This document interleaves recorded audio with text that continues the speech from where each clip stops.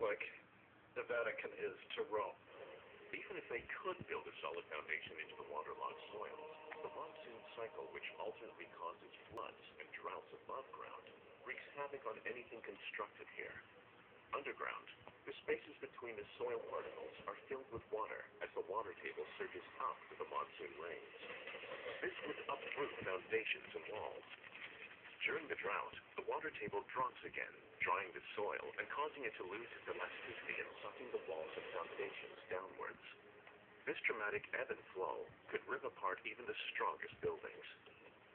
It will take a stroke of engineering brilliance to conquer the forces of nature at work. Instead of building the temple to withstand the impact of surging water, they harness the water to their advantage. Angkor Wat is like a ship floating on an ocean of subterranean water. But the Khmer have a problem. There's only enough water to float on during the rainy season.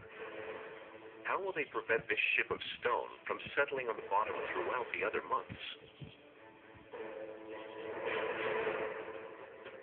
To keep the temple stable, they must create a reservoir nearby to keep the water table topped up all year round. The secret mechanism that protects the temple lies in one of its most visible features. The moat surrounding Angkor Wat is gigantic.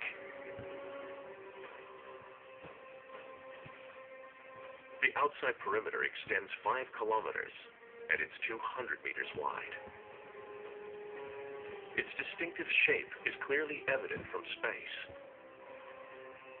When complete, the moat will collect the runoff of the monsoon rains from the temple site, minimizing the upward surge of the water table. During the dry season, water absorbed by the soil from the moat reservoir keeps the water table constant.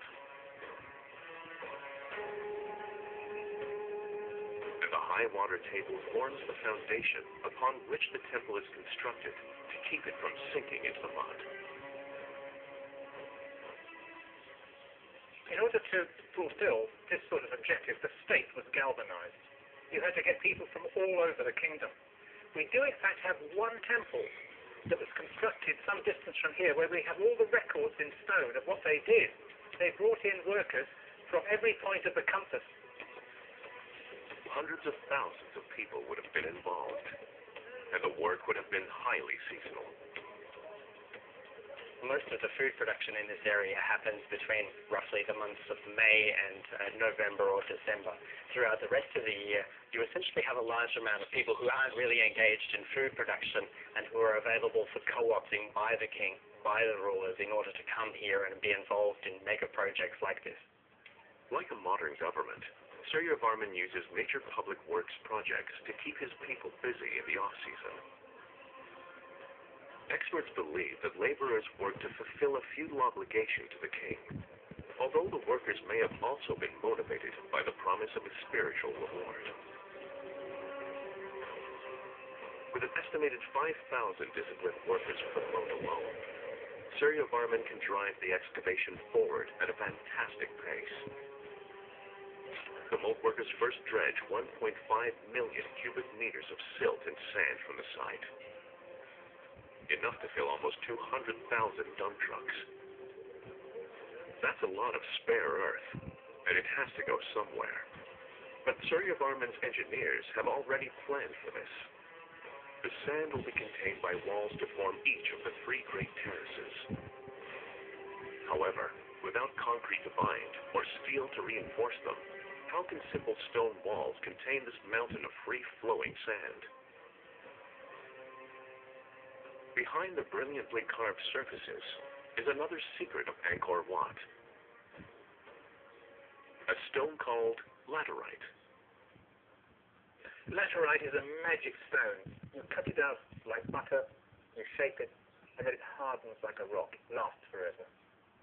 In English, the word laterite comes from the Latin later, which means brick.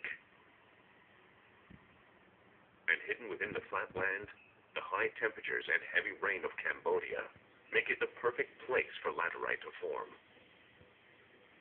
Water filtering through the surface rock dissolves some elements away, producing a formation made up of iron, aluminum, and quartz.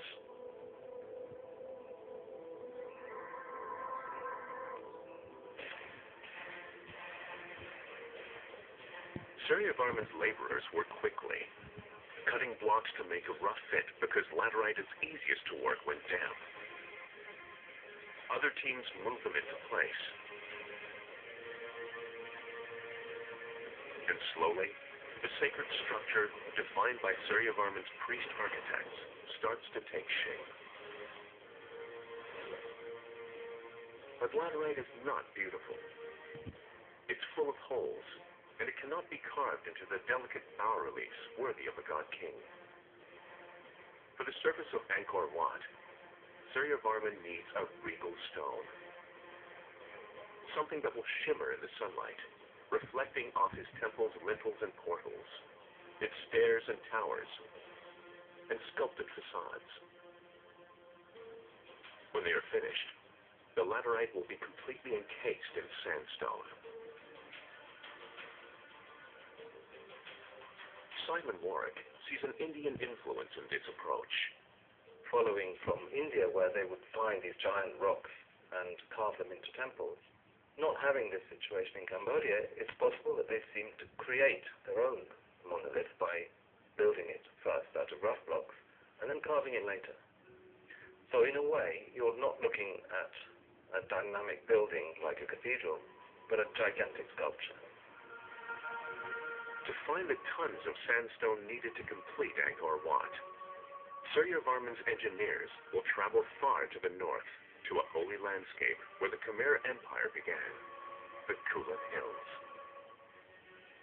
Kulin's great cliffs are the source of the rivers, among them the Siam Reef that fertilize the expansive Angkor Plain.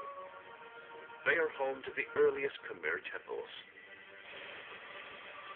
To honor this sacred place, Khmer artists have carved phallic symbols known as linga in the riverbanks. These icons bless the water, imbuing it with power and strength as it makes its way to Suryavarman's kingdom far below. The journey is at least 30 kilometers.